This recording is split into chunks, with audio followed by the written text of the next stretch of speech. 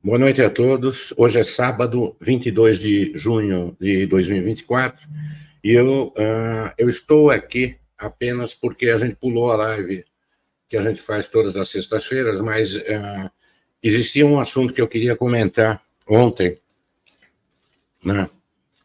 E não consegui, como a live, nós pulamos a live,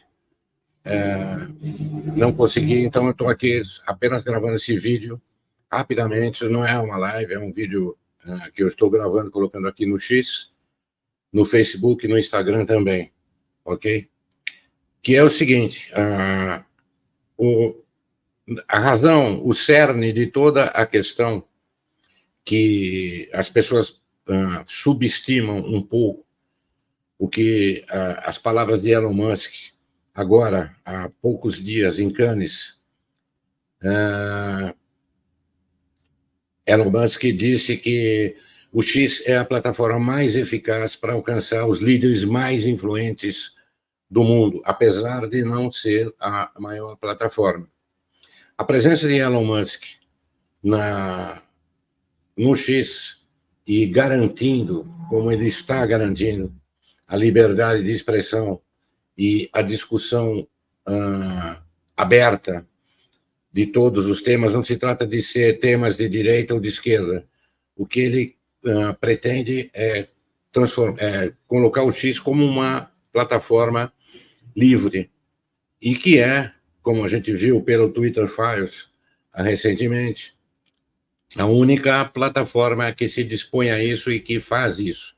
A importância disso é fundamental. Sem ela, nós não estaríamos aqui. Sem ela, nesta semana que passou, nós não teríamos visto absolutamente nada do que aconteceu no mundo e no Brasil. Para entender o que isso significa, é fácil. Basta imaginar o que seria de todos nós caso a nossa única fonte de informação fosse a Rede Globo, por exemplo. Tá?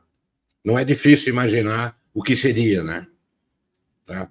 E não é difícil imaginar e não é difícil constatar, tá? Porque durante os anos do regime militar ou da ditadura militar, como vocês preferirem, a Rede Globo manipulou como pôde, porque ela era a detentora da fonte de informação de todos os brasileiros. Não havia, assim, de uma forma mais concreta, a Rede Globo detinha 80%, 70% da audiência do país, né? Ou seja, toda a informação que se consumia era fornecida pela Rede Globo. A Rede Globo acabou criando um país, durante o regime militar, um país de fantasia, um país absolutamente irreal. Quem é da época se lembra de programas políticos destinados apenas a manter essa ilusão de que o Brasil era um país muito diferente do que era na realidade, com fome, com pobreza, com grandes dificuldades. Tá? O regime militar teve suas qualidades e teve os seus problemas terríveis, né? Também. Um deles foi de conviver com a corrupção. Né? Um dos problemas da ditadura militar foi de conviver com a corrupção, mas isso já aí é um outro problema, um outro problema que a gente pode falar outro dia, quando favoreceu famílias como os Calheiros, Collor, Toninho Malvadeza na Bahia, fornecendo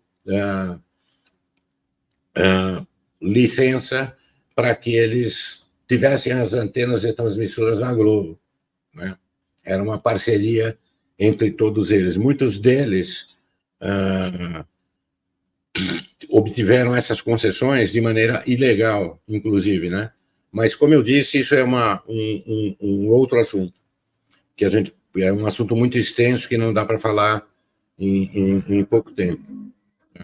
Agora, a atuação da Globo fazendo um país foi bem documentada, inclusive, e Existe um documentário que foi proibido, depois voltou, um documentário antigo, que chama Beyond the Citizen Kane, onde uma emissora norte-americana fez um documentário no Brasil e conta a atuação da Rede Globo nessa época. Um dos depoimentos mais importantes aí, tá, é o de Washington Oliveto, que era um dos publicitários mais conhecidos da época, muito atuante, ele conhecia muito bem o que se passava, onde ele diz que a Globo criou realmente um país de fantasia. Nas novelas, um país de consumo que não existia, os produtos anunciados na Globo se referiam a um país inexistente. Era um país maravilhoso, um país rico, um país onde se anunciava carros caríssimos, roupas caríssimas, só que não existia consumo para aquilo. Né? O que era mostrado na Globo era um país não existente. Voltando, é fácil, então, imaginar o que seria hoje, 2024, se a nossa fonte de informação fosse a Globo, e somente a Globo e seus satélites. Né? Eles nem precisariam de satélites, na realidade. Não houvesse internet, a Globo não precisaria, reinaria absoluta, né? Manipulando e falsificando informações, como fez desde 1963, quando o jornal o Globo virou a Rede Globo de televisão. Okay? Por isso, é bom entender isso para que seja dada a devida importância ao que significa a plataforma de Elon Musk, o X, hoje, no mundo inteiro. Né? É realmente a única forma de se conseguir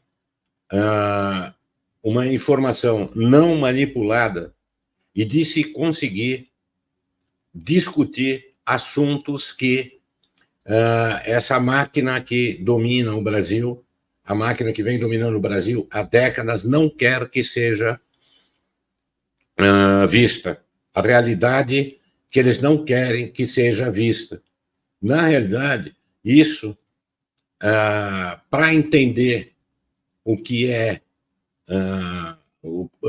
qual é o significado dessa liberdade, dessa circulação de informação no mundo, é preciso entender o que significa o lulopetismo aqui no Brasil. Né? É preciso entender por que o lulopetismo precisa acabar com a liberdade. Né? Tem que acabar com a liberdade, porque para eles isso é uma questão de sobrevivência.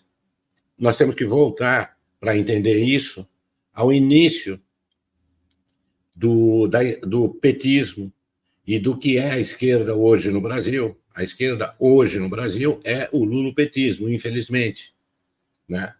Foi outra coisa no tempo de Luiz Carlos Prestes, em 1963, 1962, desde 1932, com a intentona comunista, etc., a esquerda foi outra coisa. Mas, a partir de 2002, a esquerda se identificou extremamente com o lulopetismo, por uma questão de sobrevivência e de coerência até. Né? Lula, para entender, quando iniciou a carreira dele, percebeu, apesar de nunca ter lido nada, apesar de não ter uma cultura rasa, mas ele é astuto e percebe claramente as situações em que ele pode tirar proveito. Logo no início de carreira, quando Lula vendia a greve em cima de caixote em São Bernardo do Campo e entrou para a política, deixou de ser o torneiro mecânico que havia perdido o dedinho e entrou para a política, logo nesse início ele já percebeu que não existia governo no mundo inteiro, que não havia possibilidade de existir governo no mundo inteiro que pudesse conviver com 100% da verdade. Independente de ser governo de esquerda, centro, direita, do meio, de onde fosse. Nenhum governo consegue conviver e ser 100% verdadeiro.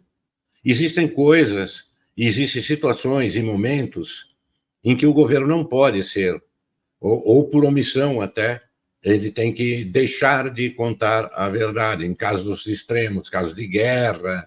Existem várias situações em que isso se aplica. Não há possibilidade de ser 100% verdadeiro quando se governa uma nação. Lula percebeu isso rapidamente e imaginou, como outros ditadores do mundo imaginaram, o que era óbvio, que ele poderia até inverter tudo isso. Não fazer um governo, especialmente a partir de 2002, desculpem, quando ele foi o primeiro mandato dele, que ele foi eleito, começou em janeiro de 2023.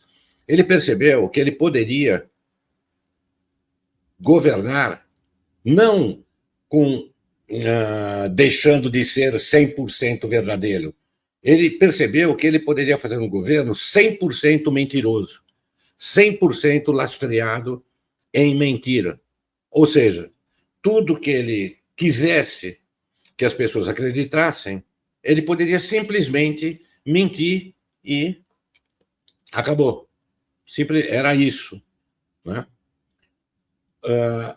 Outros ditadores, como eu disse, como Chávez, como Maduro, como Fidel Castro, como Mao Tse-tung, como Stalin, já haviam percebido isso, né?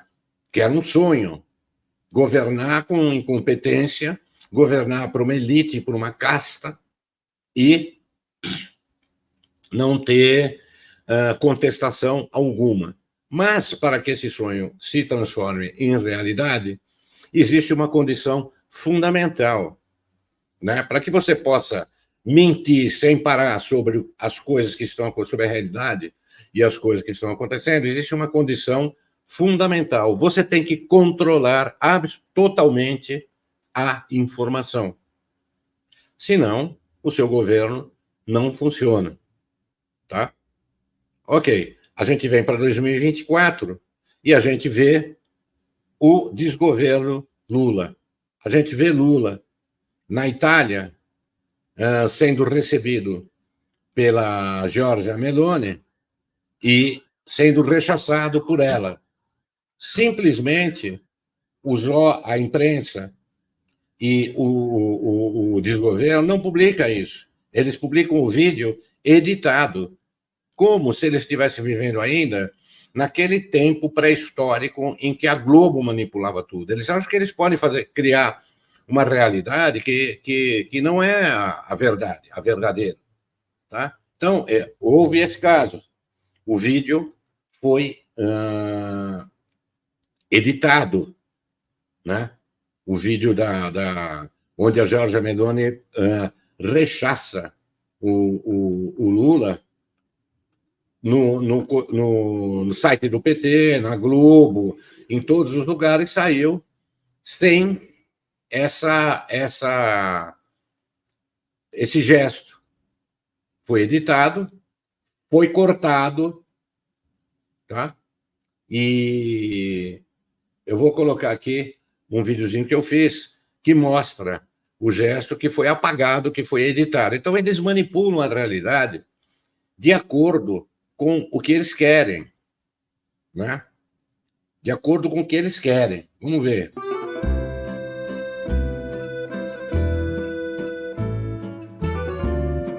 Esse é o contraste entre a recepção da Meloni ao Milei e, em seguida, a atitude dela em relação ao Lula. Ok?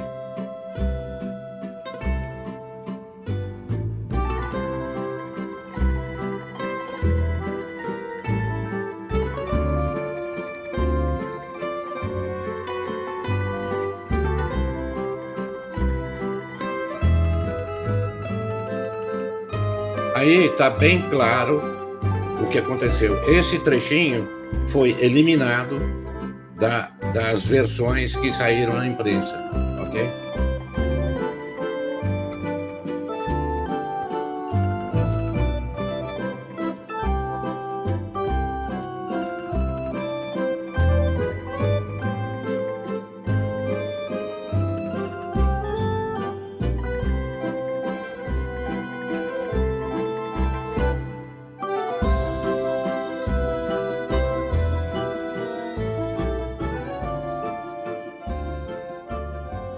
E mostra também o isolamento de Lula no G7, que ele foi como convidado e não como participante, né?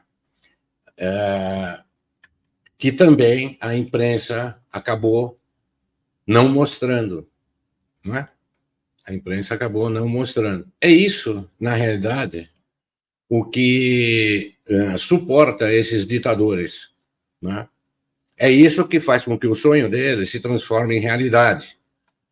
O sonho de conseguir censurar completamente, controlar a informação. A partir do momento que você controla a informação, você diz que a visita do Lula e a recepção de Giorgia Meloni e a atuação dele na Itália foram maravilhosos. É isso que a Globo diz e isso que a gente estaria engolindo caso não fosse a liberdade de imprensa, a liberdade das redes sociais. E aí, me referindo novamente ao senhor Elon Musk e da importância da luta dele e assim, desse esforço dele, desse olhar que ele tem sobre a necessidade que existe de se ter a liberdade de expressão, de se ter liberdade de expressão para o mundo inteiro. Não é só para o Brasil que isso tem um significado enorme.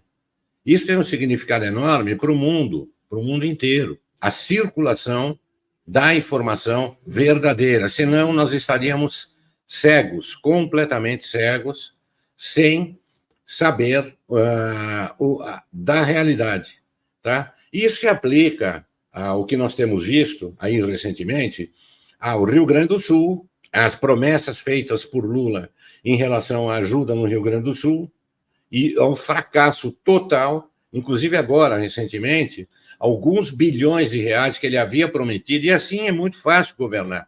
Você promete tudo e depois você volta atrás. Alguns bilhões de reais que ele havia prometido para ajudar as empresas e que seriam destinados ao Rio Grande do Sul, simplesmente foi cancelado. Parece que foram 15 bilhões. A semana passada, a gente acaba de ver. Então, é fácil de se governar dessa forma.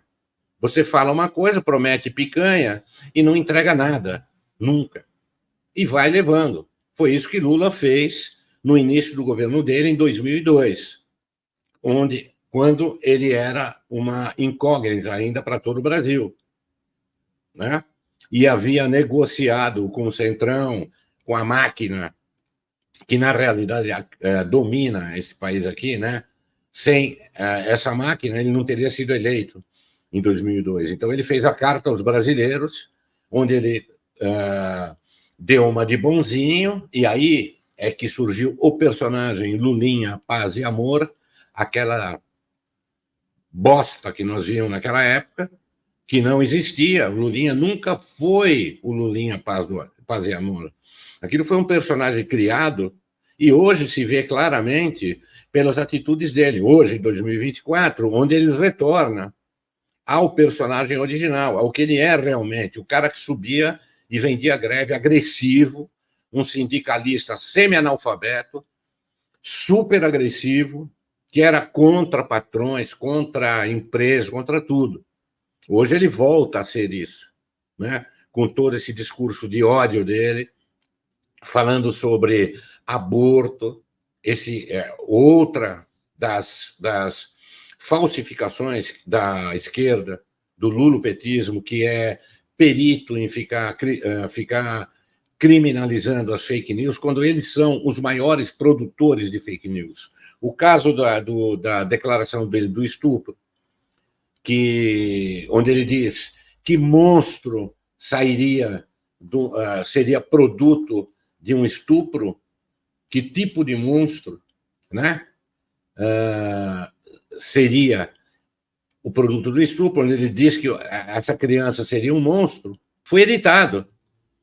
Editaram o vídeo, né? Que viralizou na internet inteira. Todo mundo viu, o Brasil viu, o mundo viu, né? Lula chamando bebê de monstro. E o Planalto editou o vídeo tirando essa fala do Lula, transformando, aliás, foi uma edição tão mal feita, uma edição extremamente mal feita, onde eles tiram eles modificam, aliás, a fala dele para dar a entender que o estuprador, é que eles chamam o estuprador de monstro. Eu vou ver se eu acho aqui. Esse é o vídeo editado. Não é o vídeo original, onde ele fala que está na internet, que todo mundo viu. Eles não têm como tirar isso, infelizmente. Eles gostariam, é o sonho deles, né? Porque se não fosse o sonho deles, jamais saberíamos que ele chamou os bebês de monstros, a gente só veria essa versão aqui. Ó. Nota, dá para notar bem pelos pulos como é que foi feita essa edição. Teve que ser feita uma edição pulando tudo, cortando tudo, porque não tinha jeito, teve que emendar uma fala na outra. Aí, ó, vejam só. E depois que ele quer ter um filho de um monstro. Esse tipo de falsificação que é o tema aqui que eu gostaria de dizer, que eu estou discutindo, da importância da liberdade de informação. As pessoas têm de receber informação verdadeira, que é fundamental para a vida e para a democracia do mundo. Fundamental. E se as pessoas acham que o Lula desistiu do velho sonho, que desde 1991 eles vêm insistindo com PL, com emenda, com tudo quanto é tipo de recurso para censurar e limar a liberdade de expressão, a liberdade de jornalistas escreverem a verdade e do povo receber a verdade. É o sonho dourado, e se alguém pensa, tem a ilusão, ingenuamente, de que eles desistiram, que tire o cavalo da chuva, porque eles não vão desistir enquanto ou eles conseguem ou eles saem do poder. Porque, para eles, isso é uma questão de sobrevivência. Como é que um sujeito pode governar um país com um ex-presidente que é aclamado pelo povo, que é registrado, e todo santo dia tem vídeo do Bolsonaro sendo aclamado, sendo abraçado pelo povo, sendo um presidente com uma popularidade gigantesca. Como é que Lula, sem popularidade alguma, sem representatividade alguma, chegando nos lugares, só tem grilo recebendo, só tem silêncio, só tem vazio, ninguém recebe esse cara. Isso está divulgado nas redes, todo mundo está vendo. Eles não podem conviver com essa realidade. Eles não podem conviver mostrando falsas estatísticas de que está tudo muito bem, que a economia brasileira vai aumentando, que tudo que é problema é culpa do governo anterior, etc., quando os investimentos estão fugindo do Brasil. Quando o Brasil atinge um nível de risco diante do mundo para investimento estrangeiro insuportável, praticamente. Ninguém quer investir no Brasil, que é um país com instabilidade jurídica, inclusive, graças à STF, que é outro assunto. Então, é isso. Como é que eles podem conviver com essa realidade? Não é possível conviver com essa realidade. Eles têm que censurar. Uma questão de sobrevivência. Não podem mentir como mentem o tempo todo, a respeito de tudo, a respeito do Rio Grande do Sul, a respeito de quem é que realmente, desde o primeiro dia das enchentes, essa calamidade, essa tragédia que atingiu, essa imagem vale por isso, né? Quem é que desde o primeiro dia esteve ao lado realmente do Rio Grande do Sul? Quem é que ajudou realmente? Tá? O que a gente ouve falar da atuação do desgoverno federal é só fraude. Inclusive, nesse caso, que eu não vou entrar no mérito, mas todo mundo sabe, do leilão do arroz, com empresas fantasma, com, sabe, todo tipo de fraude envolvendo a compra de 1 milhão de toneladas. O cara ainda se orgulha disso, ainda diz que vai refazer o leilão. Duvido que refaça um leilão, é claro, né? Então, é isso. Basicamente, nós temos que lutar e não esquecer de lutar pela liberdade de expressão, pela nossa liberdade de poder nos manifestar e discutir, não de sermos radicais de uma ideologia qualquer, tá? Mas de que seja possível tramitação da informação verdadeira no mundo. Foi isso, essa é a grande façanha do senhor Elon Musk, em comparação, inclusive, com as outras plataformas, né, que é Facebook. A gente sabe que o Facebook cooperou com a censura, Instagram e todos os outros, praticamente, cooperaram com a censura, e etc. Basta imaginar, voltando ao início, como seria um mundo caso não fossem as redes sociais. O caso da pandemia, que foi assim, uma coisa terrível de manipulação por essa imprensa, e eu vou usar esse caso da pandemia. Vocês imaginem, nós tínhamos ali as redes sociais para falar sobre a pandemia, e mesmo assim foi a catástrofe que foi, criando vítimas, etc. Mesmo assim, porque houve um empenho maciço da grande mídia para empurrar a goela abaixo dos cidadãos toda um entorno, toda uma estrutura para que houvesse uma manipulação, para que fosse vendido vacina, para atender a interesses de grandes farmacêuticas, para atender a interesses de quem queria manipular e etc. Né? Agora, vocês imaginem se não houvessem as redes sociais. O que seria do mundo no caso de 2020, aí, da pandemia? Foi feito um documentário, na época eu publiquei, em 2020, um documentário extenso, feito por uma jornalista israelense, que entrevistou e colheu depoimentos de vítimas das vacinas.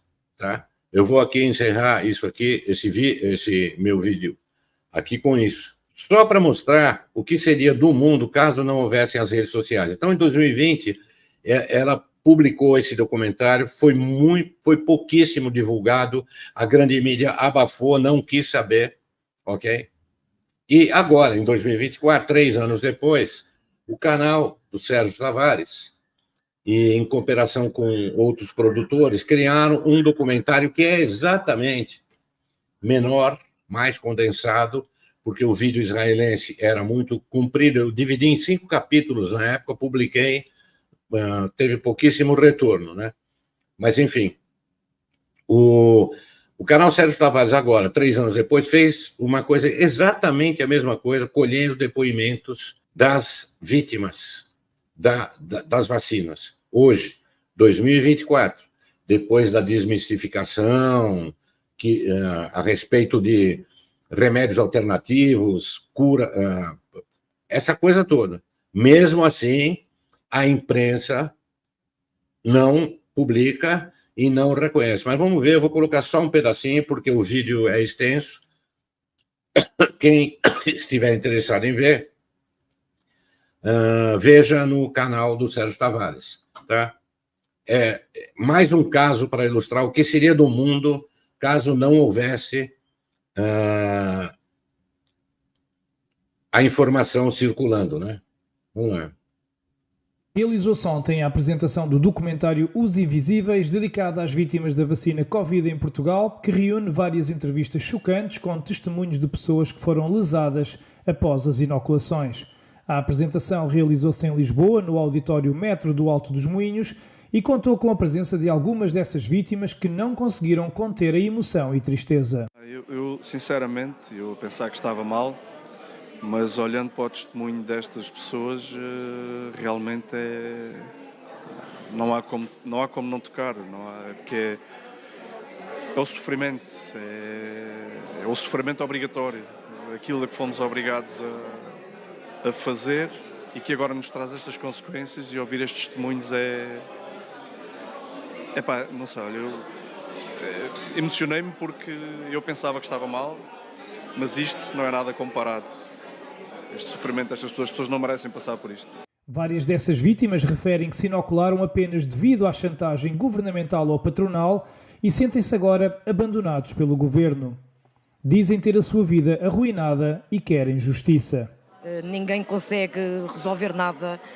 É triste o Estado e as farmacêuticas, a Infarmed, ter-nos deixado de lado. Porque eu sou uma pessoa que tenho batalhado de há 3 anos para cá. Tenho feito de tudo. Como inclusive já disse, vendi tudo o que não tinha e o que tinha para poder ir para a frente, porque eles têm sido injustos com as pessoas. Para pedir justiça? Sim, para pedir justiça. Porque tem que ser feita a justiça. E eu não vou baixar os braços, não vou. Eu vou seguir para a frente com o caso. Doa quem doer. Mas eu vou seguir com o meu caso para a frente. E não vou baixar os braços mesmo. Este documentário é importante para que mais pessoas tenham coragem de falar também, porque com certeza serão tantos mais os relatos, não é? As pessoas não tenham medo, falem, não tenham medo, que eu também não tenho medo. E acho que ninguém tem que ter medo, porque eles têm que aprender que não é rebaixar as pessoas. E nós temos que ter força e andar para a frente com isto. Não é deixar chegar ao limite que isto está a chegar. Porque há muita gente doente, há muita gente a morrer, muita gente que não consegue fazer nada na vida. Eu continuo a fazer o mesmo apelo. Pá, não tenham medo de falar sobre isto, não tenham medo de aparecer, não tenham medo de falar sobre estas coisas, porque isto é... Nós não sabemos como é que vai ser o futuro, não sabemos se vamos recuperar disto, pelo menos eu no meu caso não sei se vou recuperar, só consigo dizer que isto que eu sinto tem uma consequência daquilo que eu fiz, e o apelo é sempre o mesmo, falem sobre isto porque tem que ser falado. Vocês imaginem tudo isso com a informação controlada no mundo inteiro por quem a gente já viu o que consegue fazer tendo o domínio da informação. Mesmo não tendo o domínio da informação, conseguiram fazer da pandemia isso que nós estamos vendo aí. E Lula consegue fazer aqui no Brasil isso que nós vemos aqui. Existe uma Nárnia onde tudo funciona, onde a economia vai muito bem, onde não existe rombo fiscal, não existe déficit público, não existe inflação, e existe um mundo real. Esse é o sonho da esquerda, e nós não podemos baixar a guarda em relação à liberdade e aguardar que eles venham aí, com certeza, novamente, em breve, assim que der uma brecha, e vão tentar enfiar novamente a censura. Ou é isso, ou a não sobrevivência, ok? Então, hoje é sábado, vou me despedir de vocês, até a semana que vem. Provavelmente a gente deve estar fazendo a live na sexta-feira, ou eu aviso quando for feita. Muito obrigado a todos que me seguem, que me seguiram, que estão conosco aqui, e vamos em frente, ok? Um abraço a todos, beijo, tchau, tchau.